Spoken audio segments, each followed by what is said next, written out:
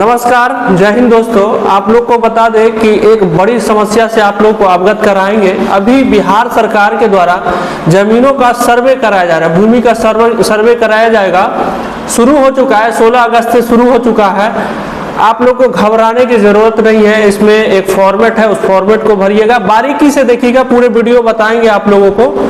मेरे साथ जुड़ेंगे हाई कोर्ट के जो है अधिवक्ता है शिवनंदन भारती जी, उन्हीं से पूरा सुनवाते हैं, आप लोग को दिखाते हैं कि कैसे क्या करना है। वैसे जी बहुत बहुत शुक्रिया। आपने इस बार जो टॉपिक लिया है ये एक जन जागरण का टॉपिक है। हर एक लोगों को इसके बारे में जानकारी होनी चाहिए, क्योंकि इसमें आज के वीडियो में खास ये है कि ये एक लोगों को आप अवेयरनेस तरह से एक जागरूकता पैदा करने वाला आपका ये न्यूज है।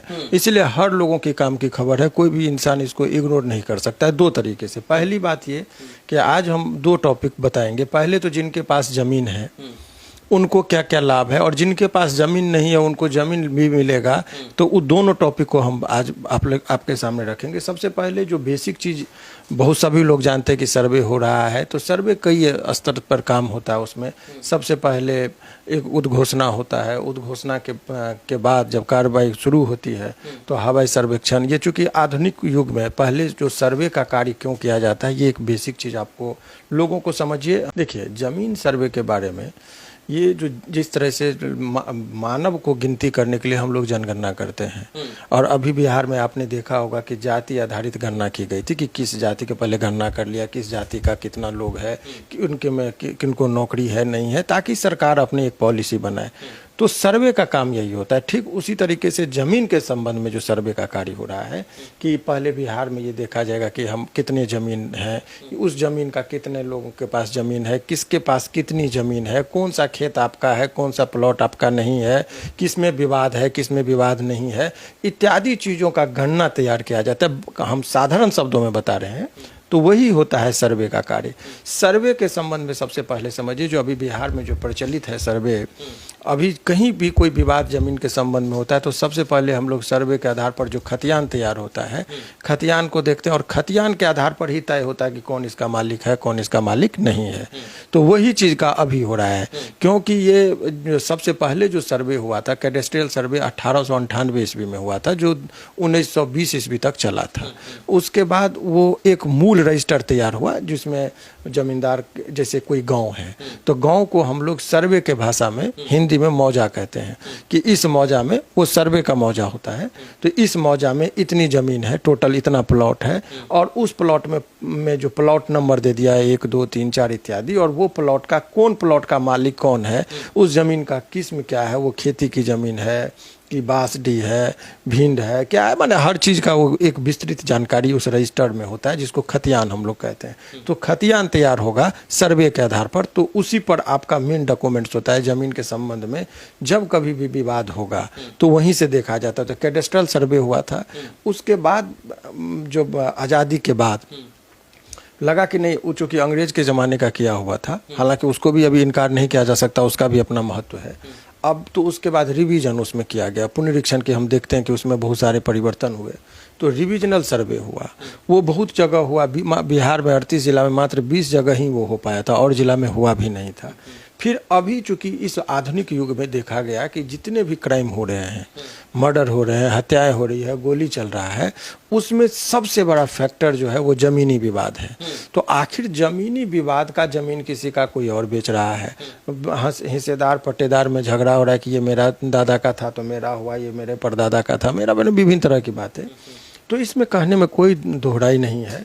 हर सरकार की अपनी, कुछ लोग प्रशंसक हैं, कुछ लोग आलोचक हैं, लेकिन निष्पक्षता से यदि आप देखेंगे तो सर्वे का कार्य कराने का जो आदरणीय मुख्यमंत्री नीतीश कुमार जी का निर्णय है वो बहुत ही सराहनीय है, और ये बहुत ही साहसिक भी है। इससे जमीन विवाद रुकेगा? नोट ज़मीन विवाद, इससे क्राइम का बहुत हद तक रुकेगा, और लोग कोई ना कोई कमोबेश जितने भी लोग हैं जमीनी विवाद से ग्रसित हैं। कुछ लोगों को लग रहा है कि इस जमीन सर्वे के बाद, जमीन के जो है निरीक्षण के बाद जो है उनकी जमीन जो है जब्त कर ली जाएगी सरकार। ऐसा कुछ नहीं। देखिए, ये एक प्रश्न जो आपका है, ये मूल प्रश्न इसका हालांकि हम सर्वे पर आएंगे किस किस दस्तावेज की जरूरत पड़ेगी लोगों को, उस पर भी आएंगे, लेकिन लोगों के मन में जो ये अफवाहें फैलाई जा रही है वो गलत है।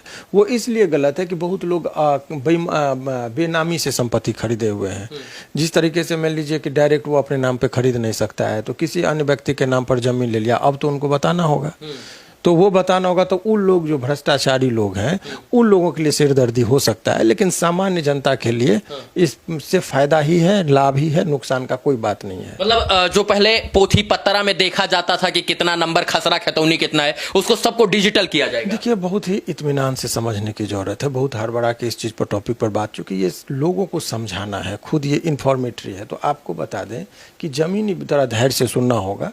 तो इसमें जो बेसिक चीज़ है कि वो समझिए कि ये जो आधुनिक युग में नीतीश जी को लगा कि वो जितने लोग हैं मर चुके हैं, चूँकि 1898 वाले कोई जिंदा नहीं है, या आज़ादी के बाद जो शुरू हुआ उसमें भी बहुत लोग मर गए हैं, तो लगा कि जिंदा लोग जो हैं अभी का जो सर्वे होगा तो जिंदा जितने लोग हैं किन के हिस्सा में कौन जमीन है सारा चीज़ पता चल जाएगा, और उसी के आधार पर जमाबंदी कायम होगा। जमाबंदी का मतलब रजिस्टर 2 में कि कौन मालिक है, किस जमीन को कौन बेच सकता है, क्यों नहीं बेच सकता है, तो इससे विवाद बहुत निपटे जाएंगे। क्योंकि वर्तमान परिस्थिति में इसका ये होना है, जितने लोग जिंदा है उनका एंट्री होगा, मरे हुए लोगों का कोई ये होगा नहीं।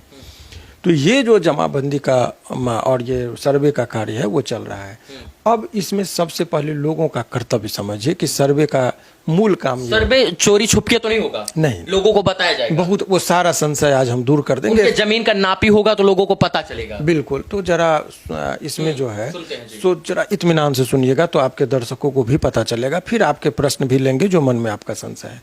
देखिए, सर्वे का काम बहुत रिलैक्स होकर समझिए, हर आदमी को इसमें सहयोग करना पड़ेगा। यदि आपका भूमि विवाद है, आपका हिस्सा आपका पट्टीदार ज़्यादा ले लिया, कम जोत रहा है, बहुत सारी बातें हो रही, सभी का निपटारा इस सर्वे के कार्य से आसान हो जाएगा। तो सर्वे में जो है सो देखिए, पूरी सर्वे करने के लिए सरकार क्या करती है, जो आधुनिक तरीके से इस बार सर्वे हो रहा है, तो ये जो सर्वे का कार्य है, इसलिए पूरा गांव जो सबसे छोटा यूनिट होता है उसको हम लोग मौजा कहते हैं। मौजा को मिलाकर बहुत सारा मौजा को, पहले तो खेसरा हुआ, जो ज़मीन का प्लॉटिंग नंबर जो दिए उसी को खेसरा के, बहुत सारे खेसरा को मिला के मौजा बना। बहुत सारे मौजा की संख्या आपको जानकर आपको हैरत होगी कि बिहार में 45,862 मौजा है। 45,000 यानी कि समझिए ना, मोटा मोटी 50,000 आपको मोटा मोटी मौजा के आसपास है, लेकिन एग्जैक्ट डाटा 45,862 है। उसके बाद हल्का, बहुत सारे मौजा को मिलाकर, जैसे बहुत सारे गांव को मिला के पंचायत बनाते हैं, ठीक उसी तरीके से बहुत सारे मौजा को मिला के हल्का बनता है। हल्का कर्मचारी भी होता है। उसके बाद बहुत सारे हल्का को मिलाकर एक अंचल बनता है, और उस पर एक अधिकारी होता है जो अंचलाधिकारी के नाम से जाना जाता है, जो ब्लॉक लेवल पर होता है। फिर बहुत सारे अंचल को मिलाकर एक अनुमंडल बनता है। अनुमंडल की संख्या जो है आपको सबको पता है कि बिहार में 101 है, और अंचल की संख्या 534 है। फिर बहुत सारे अनुमंडल को मिलाकर जिला बनेगा, और बहुत सारे जिला को मिला के प्रमंडल बनेगा, और बहुत सारे प्रमंडल को मिला के एक राज्य बनता है, और बहुत सारे राज्य को मिलाकर एक देश बनता है, और बहुत सारे देश को बनाकर विश्व बनता है, और विश्व बहुत सारा जो ये मिलेगा तो फिर ब्रह्मांड। यही सारी चीज़ें हैं। तो अभी आपको राज्य तक ही सीमित रखना है कि प्रमंडल को मिलाकर राज्य बना। अब जो सर्वे का कार्य हो रहा है, तो सर्वे में अभी जो हवाई सर्वेक्षण करना था गूगल मैप से या जो भी चीज़ से कर लिया कि भाई इस मौजा में इतनी खेत है, उसका प्लॉट नंबर पहले वाला भी था वही रहेगा। अब आपका काम क्या है, लोगों का कर्तव्य क्या है वो समझिए। यदि चूक गए तो पूरा उम्र आपको झोला लेके कोर्ट में, सिविल कोर्ट में चक्कर लगाइएगा, क्योंकि एंट्री जिसका खतियान में बन गया कि आप मान लीजिए मेरी ज़मीन है और आपका नाम चढ़ गया और आप सोए रह गए घर में, तो आप ही का बाल बच्चा बाद में क्लेम करेगा कि ये ज़मीन मेरे पिताजी का, क्योंकि खतियान में मेरा नाम है। सजग रहना है, क्योंकि 90 दिन में यदि त्रुटि भी हो गई तो 90 दिन के अंदर में आप आपत्ति दर्ज कर दीजिए। नहीं किए तो ज़मीन चढ़ गया और सारा चीज़ हो गया, रिकॉर्ड पर आएगा तो पता चलेगा कि ज़मीन मेरी है लेकिन रवि जी की ज़मीन हो जाएगी। तो रवि जी का अभी तो ठीक है, आप चलेगा, आप बेच दीजिएगा, दाखिल खारिज हो जाएगा खतियान के आधार पर। अब यदि दाखिल खारिज हो गया तो फिर आप बेच देगा, तो फिर वहाँ से एक नई विवाद होगी, तो ज़मीन आपकी बेच कोई और देगा, क्योंकि और आपका उसका क्लेम भी नहीं कर सकते। इसीलिए हर चीज़ों को समझना होगा। अब देखिए, सबसे पहले लोगों का कर्तव्य है कि 20 तारीख से जो अब धरातल पर ये चीज़ आई, उससे पहले हवाई सर्वेक्षण किया गया, नियुक्ति की गई, नोटिफिकेशन भी आ गया। अब लोगों का काम क्या है, सबसे पहले कि आप अपने खेत का ज़मीन का सीमांकन कर लीजिए, जिसको आरी जो कहते हैं या मेढ़ी कहते हैं, उसको यदि है तो आप ठीक कर लीजिए। टेढ़ा मेढ़ा है तो एकदम पूरा कर लीजिए, मिट्टी दे दीजिए, ताकि अमीन जब कभी भी जाए तो उनको बाउंड्री तलाशने में ये नहीं लगे। यदि बंटवारा हो गया है 2 भाई में, पूरब से आपका लेकिन प्लॉट एक के रखे, तो बीच में अभी आप मेढ़ी डाल दीजिए, नहीं तो वो एक ही प्लॉट हो जाएगा, फिर आप लोगों को बाद में विवाद होगा। यदि बहुत लोग जो है सो आरी को पतला कर दिया तो वो नहीं, मिट्टी उट्टी देके ठीक कर लीजिए। तो पहला काम इन लोगों का ये है।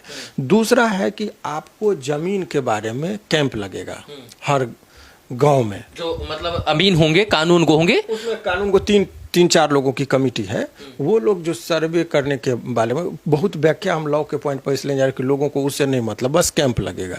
कौन होंगे उस चीज़ को बाद में बताएंगे, क्योंकि वो लीगल एस्पेक्ट से नहीं, कानूनी तौर पर जितना लोगों को जरूरत है उतना बहुत सारे लोग पढ़ाने लगते, वो पढ़ाने की जरूरत नहीं। गांव में कैंप लगेगा, गांव में कैंप लगेगा, चाहे वो पंचायत स्तर पर पंचायत भवन पर हो या जहाँ भी हो, आपको अभी उसकी जानकारी दी जाएगी। आप गांव में आपका जो है सो कैंप लगेगा। अब कैंप लगकर आपको एक फॉर्म 2 है, फॉर्म 2 का हम चाहेंगे कि आप एक फ़ोटो ले लीजिए, लोगों को दिखाइए। इस तरह का फॉर्म 2 होगा। आप कैमरामैन को हम चाहेंगे कि देखिए ये फॉर्म 2 है, एकदम क्लोज करके लीजिए।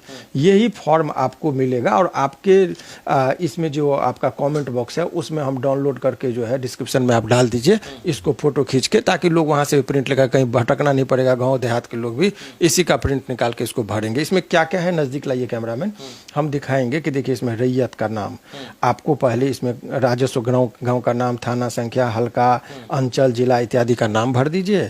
और इसमें रैयत का, ये रैयत का मतलब होता है मालिक, कौन सा जमीन आपका है, उसका स्थायी पता, आपका उसका ब्यौरा देना होगा, कौन कौन जमीन आपका है, खाता, खेसरा, रकबा। रकबा मतलब एरिया, 2 कट्ठा 4 कट्ठा जो है, चौहदी। जमीन का किस्म होता है, किस्म का मतलब कि खेती की जमीन है कि बांस की जमीन, जो भी है आपको देना होगा। बाग की है, बगीचे के है, पेड़ है, पौधा। भूमि पर दावा का आधार, आप किस आधार पर इस जमीन पर दावा कर रहे हैं, ये भी एक बहुत महत्वपूर्ण चीज है। हो सकता है कि वो जमीन आपका पूर्वज का हो। जमीन जब किसी भी व्यक्ति का होता है तो मान लीजिए हम खरीदे होंगे तो सेल्फ एक्वायर्ड प्रॉपर्टी हो गई। ऐसा हो सकता है कि वो जमीन हमको कोई दान में दिया हो, कोई हो सकता है हमको विल किया हो, वसीयत, उसका डाटा देना पड़ेगा। तो डाटा या आपका फॉर्म में आपको भर के एक ई रजिस्टर्ड, और इसको जो फॉर्म संख्या 2 है, इसको हर हाल में आप फॉर्म भर के दीजिए। कैंप लगेगा, कैंप लगेगा, कैंप में जो अधिकारी हैं उनको भर कर देना, हर प्लॉट के बारे में आपको देना होगा। अब इसको दीजिए और इसको 2 कॉपी में भर के जाइए। एगो फोटो कॉपी करा लीजिए, भरने के बाद एक कॉपी आपको रिसीविंग देगा। ध्यान रहे कि रिसीविंग लेना नहीं भूलिएगा, क्योंकि त्रुटियां होगी तो आपका दावा जिंदा रहेगा। आपका काम है उसका रिसीविंग ले लीजिए, 2 कॉपी में भर के दी जाइए, एक कॉपी उनको दे दीजिए और एक कॉपी पर रिसीविंग करा के आप रख लीजिए। सभी लोगों की इसकी आवश्यकता होगी। उसके बाद फॉर्म इसमें जो मैंने बताया, आपका प्रपत्र 2 जो है जमीन की घोषणा का शिविर में जमा करके उसका रिसीविंग प्राप्त करना होगा। उसके बाद मान लीजिए अधिकतर लोगों का जमीन जो है वो बने दादा के नाम से था, परदादा के नाम से था, वंश के अनुसार वो जमीन आया है, तो आपको एक वंशावली बनाना होगा। अब ये एक बहुत महत्वपूर्ण पॉइंट है कि वंशावली जो बनाना है लोगों को, वो वंशावली कैसे बनेगा। तो इसमें क्या कोर्ट में जाना पड़ेगा, एफिडेविट करना पड़ेगा या कुछ, तो आपको बहुत साधारण शब्दों में करें कि कहीं जाने की जरूरत नहीं है। एक पेन से लेकर अपने से आप बना लीजिए कि मेरे दादा ये थे, उनके 4 पुत्र हुए, 4 पुत्रियां हुई, ये सारा चीज़ आप करके उसमें डाल दीजिए। वो भी फॉर्म आपको दिखा रहे हैं, फॉर्म 3 कहते हैं। वो 2 और 3 फॉर्म भर के आपको देना होगा। अब सवाल ये है कि ये जो फॉर्म का आपको मैंने कहा कि वंशावली में, तो वंशावली कहाँ से तैयार करें, किसके, तो उसका एक साधारण सा तरीका है कि देखिए कि जमाबंदी में रसीद, जमाबंदी में किन के नाम से है, यानी इसका पता करने के लिए रजिस्टर 2 में देखिए कि जैसे आपके जमाबंदी जो है यानी कि रसीद जो कट रहा है उसमें ऊपर से आप देखिएगा तो जमाबंदी कैम किन के नाम से आपको पता चलेगा। यदि दादा के नाम से है तो दादा से शुरुआत कीजिए, जमाबंदी कैम यदि परदादा के नाम से है तो परदादा के से शुरुआत कीजिए, जिनसे है वहीं से नीचे वंशावली, वंश वृक्ष कहते हैं, वो सभी लोग जानते हैं। उसका तैयार करके अपने से लेके और नीचे 10 के कहीं कोई वकील, कोई मुंशी या कोर्ट कचहरी जाने की जरूरत है। आपको जो है जो आपको पता है वो दे दीजिए। ये काम निरीक्षण करने वाले पदाधिकारी का काम है कि आपके इस डाटा के आधार पर एक एक चीज़ का वो मिलान करेंगे, चाहे वो जिससे पूछे, वो उनका हेडेक है, आपका हेडेक नहीं है, वो सारा चीज़ को वो कर लेंगे। तो ये अगर आप दिखाना चाह रहे हैं अपने दर्शकों को, फॉर्म 3 दो ही डॉक्यूमेंट्स का इसमें जरूरत पड़ेगा। ये वंशावली का देखिए, स्वघोषणा के विरुद्ध निर्गत किए जाने वाले सत्यापन प्रमाण पत्र का है। अब उसी में आपको वंशावली का, इधर आइए दिखाइए लोगों को, ये वंशावली का ये फॉर्मेट है। वो लिखिएगा सेवा में सिविल प्रभारी अंचल पदाधिकारी, इसमें नाम भर देना खाली, और उपरोक्त विषय के संबंध में आपका वंश का क्या है, यही चीज को गौर से आप दिखाइए। यही एक फॉर्म आएगा जो लोगों को भर के ये रिसीविंग आपको लेना है। अब इतना चीज आप कर दिए तो आपका काम अभी फिलहाल जो है सो माने ये हो गया। 7 कर्तव्य हैं आपको करना पड़ेगा। 2 कर्तव्य मैंने बताया कि आप पहले आर में ठीक कीजिए। दूसरा आपका है कि जमीन की घोषणा पत्र आप 2 और 3 में डाल दीजिए। उसके वंशावली ये तीसरा पॉइंट। चौथा, किस्तवार और खाना पूर्ति के समय जमीन में पर उपस्थित रहे। अब किस्तवार बनेगा कि कौन सा जमीन किनका है नहीं है, प्लॉट पर जाएगा अमीन। उस टाइम में आप अपने प्लॉट पे रहिएगा, बताइएगा ना उसके बारे में कि सर ये जमीन मेरा है, इस जमीन का चौहद्दी ऐसे है, सारा चीज आपको उस टाइम में अपने जमीन पर रहना चाहिए। खेती योग्य जमीन है कि बन भी आपको प्लॉट पर जाना है। एक ही पेड़ पौधा जो जाएगा वो बता देगा कि आज इस एरिया का प्लॉट का आज हम करेंगे। तो ये जो है किस्तवार और खाना पूरी जो होगा उस टाइम में आदमी को अपनी जमीन पर रहना चाहिए। इसके बाद अब सारा चीज करने के बाद अब तैयार हो गया।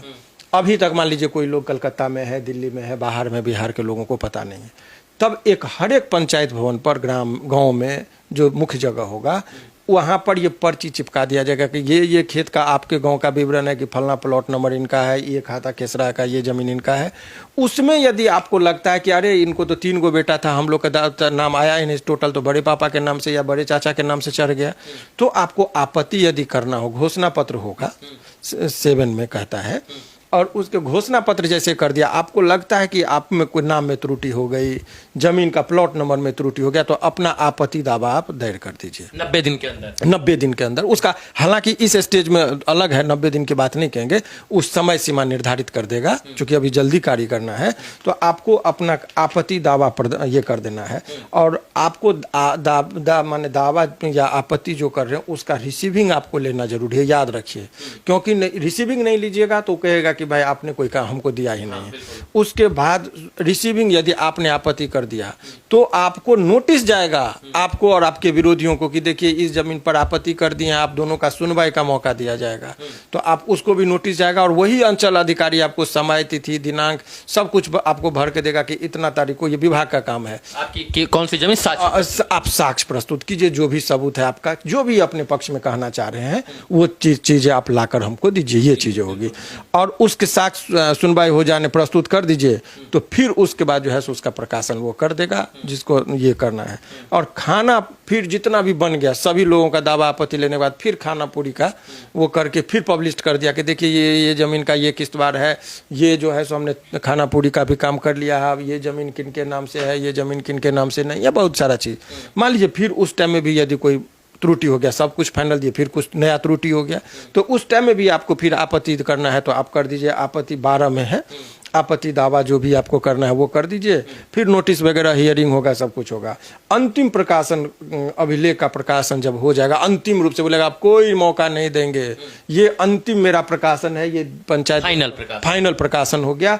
अब ये जमीन खाता नंबर, खेसरा नंबर, सारा चीज के बारे में डिटेल, इस मौजा में इतना है, इसका मालिक ये है, सारा चीज आपको दे देगा। उसमें यदि आपने कोई भी आपको लगा, फिर कहा कि अंतिम में भी यदि कोई त्रुटि हो जाए, ऐसा हो सकता है कि फाइनल तो कर दिया, फाइनल लिस्ट बनाने में चूंकि मैनुअली होगा तो कुछ त्रुटियां रह जाएगी, उसमें भी यदि आप चुप रह गए तो आपको 90 दिन के अंदर में, फाइनल प्रकाशन के 90 दिन के अंदर में आपको आपत्ति कर देना है।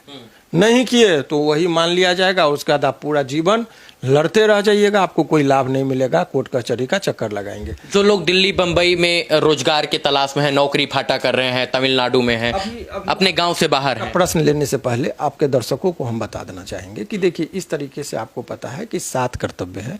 अपना बाउंड्री वगैरह ठीक कर लीजिए, आरी मेरी ठीक कर लीजिए, फॉर्म भर के 2 और 3 में दे दीजिए। फॉर्म भर देने के बाद वंशावली के साथ आप फॉर्म भर दीजिए। उसके बाद आप इंतजार करिए, उसके प्रकाशन करता है तो आप पढ़ लीजिए। यदि मोस्टली लोगों का ज़मीन ठीक ही रहेगा, कुछ लोगों को यदि त्रुटि है तो आपत्ति करके दावा का अपना कर दीजिए कि ये आपत्ति आपका दावा है। रिसीविंग लेना किसी भी स्टेज में नहीं भूलिए, ये सब तमाम तरह का चीज़ कर दीजिए। अब सवाल ये है कि आज के इस दौर में लोगों को पता नहीं चले कब तक वो योजना लगे। गाँव में भी अब सामाजिक ताना बाना इतना नहीं रह गया कि कोई किसी को फ़ोन करेगा। अधिकतर लोग जो समझदार व्यक्ति हैं रोजी रोटी के तलाश में बाहर बिहार से रह रहे हैं। ऐसे परिस्थिति में जो चीज़ें लोगों को करना होगा, ऑनलाइन भी व्यवस्थाएं हैं। लोगों को पता कैसे चलेगा कि सर्वे की टीम उनके गांव में आ रही है? अच्छा, सर्वे की टीम आ रही है, अमीन का क्या नंबर है, कॉन्टैक्ट नंबर है, हमारे सरकारी अमीन कौन है, कानून गो कौन है। कानून गो एक पदाधिकारी है, वो समझिए, जो सर्वे टीम का एक अभिनंग है। कानून गो का नंबर कैसे मिलेगा, ये विभिन्न तरह का चीज़ें आपको देखने को मिलेगा। इसका एक सरल सा हम एक उपाय आपको आपके सामने बता के खुलवा दे रहे हैं। आप पूरा प्रोसेस बताइए और आपको आपके जमीन का जो भी जमीन है उसका पदाधिकारी का, उसका सारा चीज का, आपके गांव में सर्वे का कार्य चल रहा है किस स्टेज में, सारा चीज आपको ये उदाहरण के तौर पर आप दिखाइए। तो और उसके अलावा आपके दर्शकों को कोई मतलब नहीं, इतना चीज ये वीडियो देख लेने के बाद मुझे लग रहा है कि बहुत आसानी से घर बैठे ये या तो मैनुअली आप जाके जमा करिए, या नहीं तो आप घर बैठे आपको जो हम तरीका बता रहे हैं ऑनलाइन की व्यवस्था है उसको देख लीजिए, कहीं जाने की जरूरत नहीं पड़ेगी। ऑनलाइन भी व्यवस्था ऑनलाइन अब जरा ऑनलाइन का जब व्यवस्था पर आप आएंगे तो हम आपको दिखाना चाहेंगे कि आप अपने दर्शकों को दिखाइए कि किस तरीके से जो है सो आप उसका इस्तेमाल कर सकते हैं। तो सबसे पहले देखिए, आप हम 0 लेवल से स्टार्ट करेंगे। उसका एक साइट है, साइट का हम आपको आप चला भी दीजिएगा। देखिए, हम इस पर चलेंगे, गूगल को खोलेंगे। गूगल को मैंने खोला, गूगल यहाँ है, गूगल पर आप जाएंगे DLRS, देखिए हम डाल रहे हैं स्मॉल में DLRS डॉट, ठीक है। उसके बाद बिहार करेंगे, DLRS बिहार BIHAR बिहार, ये आ गया, हम चूंकि डाले हुए थे बिहार। अब ये जैसे इसको खोलेंगे तो ये एक पेज निकलेगा, director of land records and सर्वे, ठीक है। अब इसमें आप नीचे जाइए, नीचे जाएंगे तो यहाँ पर देखिए बिहार विशेष सर्वेक्षण संबंधित सेवाएं, ये इसको क्लिक करेंगे आप। बहुत सरल तरीके से हम बता रहे हैं। इसको आप देखेंगे कि आप यहाँ पर बहुत सारा कॉलम है, अपने ग्राम शहर में विशेष सर्वेक्षण की स्थिति देखना है हमको कि हमारे गांव में क्या हो रहा है, कौन हमारा कर्मचारी है, किनका फोन पर भी पूछना है, तो सबका नंबर आपको घर बैठे मिलेगा। इसको क्लिक कर दीजिए। इसको जब क्लिक करेंगे तो आप जिला को इसमें आप सेलेक्ट कर लीजिए। तो मान लीजिए एक उदाहरण पर हम जहानाबाद जिला को सेलेक्ट करते हैं। आपको उदाहरण जहानाबाद को हमने सेलेक्ट किया। अब जहानाबाद को आप करेंगे, इसके बाद आपको सर्किल, माने जो सर्किल है उस सर्किल में जहानाबाद में, नहीं रुकिए, हम आपको उदाहरण हम अपने हिसाब से सेट करके आपको बता रहे हैं। जहानाबाद को हमने कर दिया सेलेक्ट। अब उसके बाद जो है सो मान लीजिए घोसी नहीं, हम जो बताना चाहेंगे जरा देखिए कौन कौन सा है। घोसी हो गया, जहानाबाद, काको, मखदूमपुर, जो भी है, रतनी का मान लीजिए हम इसको क्लिक किए, ठीक है। अब इसमें अब आपको मौजा माने गांव आपको पता होगा, तो अपने अपने मौजा में आप देखिएगा कि इसमें किसको किसको हम करेंगे। तो मान लीजिए एक हम दिखाना चाहेंगे कि एक कस्बा है सपोज, तो कस्बा को हमने इसको सेलेक्ट कर लिया, ठीक है। अब इतना करने के बाद अब आप क्लिक करेंगे, उस गांव का हमको पता चल गया, तो इसको क्लिक कर दीजिए फाइनल भर के। तो देखिए फाइनल जैसे ही आप भरे, इसको क्लिक करेंगे, कर दिया। क्लिक करने के बाद आपको देखिए सारा डिटेल अब आपका खुलेगा।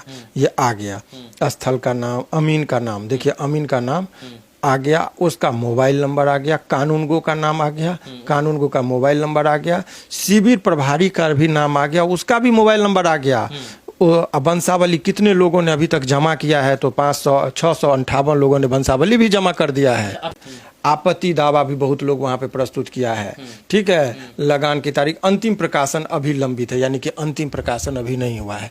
अभी भी यदि किसी को लगता है कि नहीं हमारा चीज़ को यहाँ पर, मैंने उस जगह का मैंने बताया उतना आगे तक चला गया है, बहुत जगह अभी लोग को पता भी नहीं था, और इतनी प्रक्रियाएं हो गई है जो ऑनलाइन ही सारा चीज़। तो अपने जगह का इस तरीके से चेक करेंगे। अंतिम प्रकाशन से पहले आपको कभी भी मौका अपना आपत्ति दावा देख लीजिए, वहाँ पर जाइए पंचायत लेवल पर, इसमें भी हम प्रकाशन का बताएंगे, सब विकल्प पे जाएंगे तो घर बैठे भी आप देख लेंगे कि किसका किसका क्या प्रकाशन हुआ है। इस तरीके से जमीन के संबंध में जो सर्वे का कार्य है बहुत आसानी से, ये जो वीडियो के माध्यम से मैंने बता दिया तरीका लोगों को कि कैसे आप अपने अमीन को, कानूनगो को, विशेष सर्वेक्षण पदाधिकारी तक पहुंच सकते हैं घर बैठे। उसका भी घबराने की जरूरत नहीं, लेकिन सावधान रहने की जरूरत है।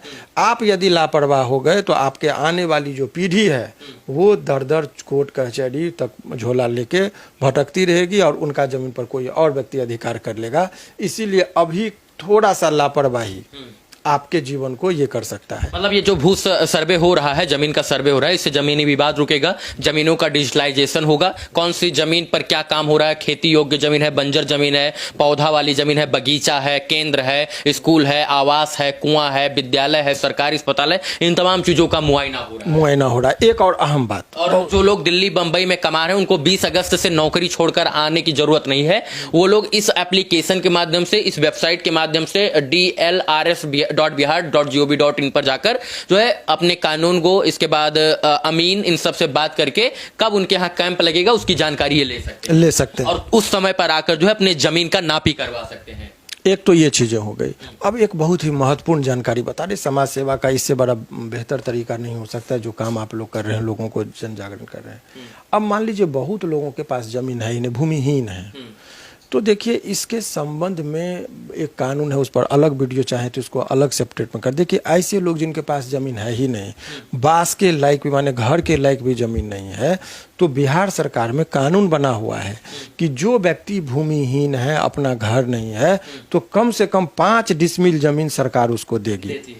और बहुत लोग वंचित हैं इस राइट से, और वो देंगे कैसे, तो उसमें आपको 5 डिसमिल, तो 5 डिसमिल एक व्यक्ति पर मिलना चाहिए मिनिमम।